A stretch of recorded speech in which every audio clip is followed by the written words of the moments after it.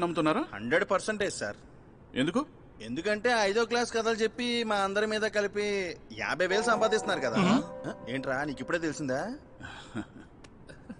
రే ఆయన ఏదో సొల్లు చెప్తున్నాడు రా. నా దగ్గర 2,000 రూపాయలు ఉన్నాయి. ఎవరికి కావాలి? అరే మామ డమ్మీ నోట్ రా, తీసుకోకో. ఇది డమ్మీ నోట్ కాదు, ఒరిజినల్.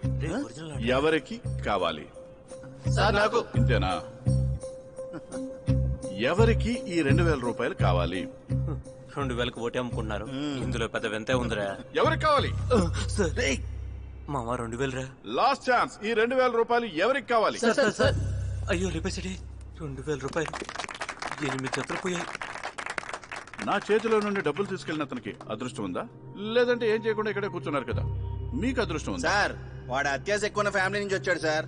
మా అమ్మ నాన్న మమ్మల్ని అలా పెంచలేదు. ఇక్కడ పక్కనోడిని ఎగతాళి చేసేవాడికి మనసు లోపల ఒక భయం ఉంటుంది, జీవితం గురించి. అలాంటి భయాలు నాకేం లేవు సార్.